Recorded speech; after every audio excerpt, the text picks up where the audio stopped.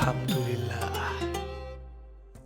Masih di kapsul Ramadan bersama Habib Hussein Jafar. Tadi kita ada tipis tadi tuh, Bib. Kalau ada tuh yang sholatnya kencang atau tarawihnya tuh seperti mengejar setoran, Bib. Iya. Maksudnya gimana tuh pandangannya, Bib? Iya, salat tarawih dengan kecepatan 100 Mbps. Bahkan melebihi internet Indonesia sepertinya. Nah itu kalau memang secara syarat dan rukun tidak ada yang lobang, maka sah-sah saja. Jadi Tapi syarat dan tumakninah rukunnya itu ini. rukun, termasuk rukunnya sholat. Tumakninah. Kemudian mengucapkan semua ucapan-ucapan sholat, termasuk bacaan ayat dengan baik itu juga rukun. Baik. Jadi kalau tidak sampai mengganggu itu ya nggak apa-apa. Karena cepat dan lambat ini kan relatif ya. Betul, Bib. Relatif. Karena misalnya ya, saya sama Sadana Iya. baca Al-Fatihah mungkin berbeda kecepatan. Berbeda kecepatannya. Mungkin saya bisa jadi lebih cepat gitu Betul. bacanya. Karena memang di pesantren dulu kan kita Iya, diajarkan bahkan fasih. jangankan ayat Quran, bahasa Arab aja kita tuh diajarkan kan yang cepet banget kita ngucapin. Misalnya fa'ala yaqulu fa'lan wa fa'lan fa fa'ilun gitu-gitu. Hafalan-hafalan kita kan sering Saya gitu. pelan aja nggak tahu artinya, Bib. Kalau lagi cepet. Nah, jadi tolak ukurnya tidak sebaiknya cepat atau lambat karena itu relatif. Tapi rukunnya terpenuhi ya. Rukunnya terpenuhi termasuk tumakninah tadi, tenang. Tenang. Gitu. Nah, perihal ketenangan lagi nih, Bib nih.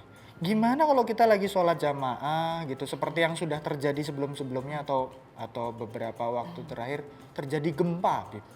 Dulu tuh saya sempat ingat tuh di zaman gempa apa ya, gempa Jogja sepertinya ada banyak video tersebar di masjid sedang jamaah tiba-tiba terjadi gempa. Itu sebagian makmum tuh udah sempat yang kayak ini terus yang lain masih standby, oh gini lagi akhirnya. Mungkin kepikiran juga apakah ini saatnya mati syahid gitu Iya. mungkin. Ini gimana nih, Bib? Pandangannya nih. Jadi gini, syahid itu adalah jalan hidup. Baik. Bukan utamanya tentang bagaimana kamu mati, tapi bagaimana kamu hidup. Kalau kamu hidup dalam ketaatan kepada Allah, ya matinya mati syahid. Gitu. Nah, terkait sholat di tengah gempa, aturannya dalam usul fikih, dalam aturan hukum Islam itu mendahulukan menghindari keburukan, kebahayaan, ketimbang mengambil manfaat atau melakukan kewajiban. Yang Jadi- diutamakan adalah menghindari keburukannya dulu nih. Betul.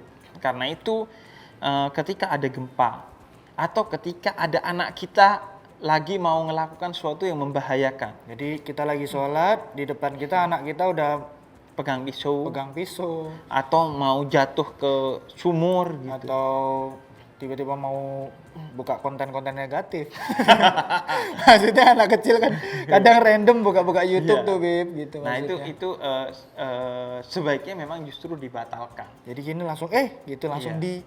diutamakan itunya Betul. dulu. Bib. Karena hifdun nafas, menjaga nyawa kita, itu justru tujuan dari syariat Islam. Istilahnya maqasidus syariat. Tujuan dari syariat Islam itu salah satunya adalah menjaga nyawa kita. Menjaga nyawa itu lebih penting ya, Bib ya. Lebih penting. diprioritaskan. Lebih diprioritaskan. Bahkan dalam salah satu riwayat, Nabi itu pernah sholat sambil menggendong cucunya.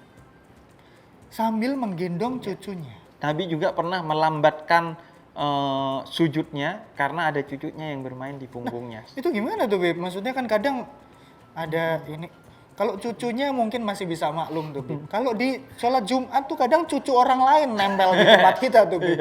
Udah manjat aja tuh dia tuh. Kita mau batalin nggak ada kloter dua ya kan, Bib? Iya, Maksudnya iya. kan sholat Jumat kan sekali aja ya, Bib ya.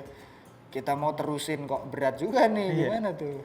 Iya, jadi yang tidak diperbolehkan gerakan sholat itu kalau sesuatu gerakan itu yang tidak mendesak. Gerakan yang tidak mendesak. Tapi kalau gerakan yang mendesak, yang memang betul-betul dibutuhkan, Nabi melakukan itu. Nabi misalnya pernah sholat dan kemudian membukakan pintu ketika ada yang mengetok pintu dan mendesak untuk dibuka dan memang terjangkau oleh Nabi. Memang yang terjangkau ya, Bib. Nggak terus dari rumah belakang terus ke depan dulu, nggak gitu ya? Ya betul. Kalau sampai berlebihan dan nggak mendesak memang tidak diperbolehkan.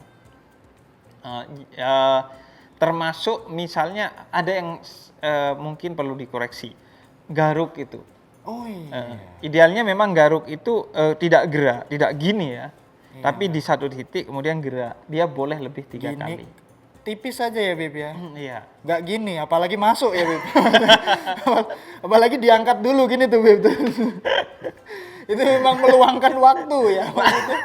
Kalau diangkat kan auratnya jadi kelihatan. Iya, oh iya betul juga. Nah, jadi Maksudnya kan nggak terus masuk ke dalam begini juga. Seperlunya saja ya Bib ya. Tipis.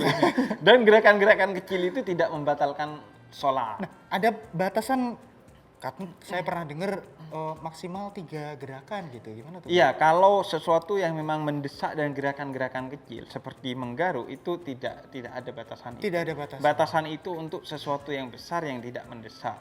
Dan batasannya itu adalah bukan sepanjang sholat. Jadi 3 kali tidak boleh mengulang itu di 1 rakaat sholat. Oh, dalam 1 Tidak, rakaat. kalau ada jedanya, menurut para ulama jeda itu adalah tiap rakaat itu diperbolehkan.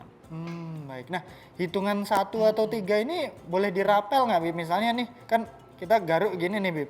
Gini apakah dihitung 3 atau 1 nih? Enggak, kalau jadi kalau garuk sih 3 kali lebih nggak apa-apa dalam 1 rakaat karena itu hitungannya adalah gerakan kecil di luar sholat. Tapi kalau idealnya memang garukannya kalau lebih 3 kali lebih baik dengan kita hanya menggerakkan jari yang mau menggaruk itu.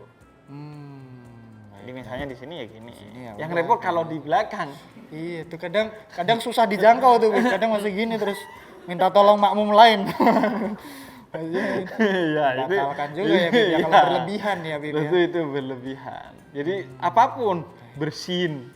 Jadi Bersin, diperbolehkan, apalagi itu di luar kontrol kita ya. Saya tuh kadang kalau bersin banyak Bib, sampai Iya. 10 gitu. Iya. Maksudnya kayak, wah. Kayaknya itu lebih ke mengganggu makmum lain. Ya.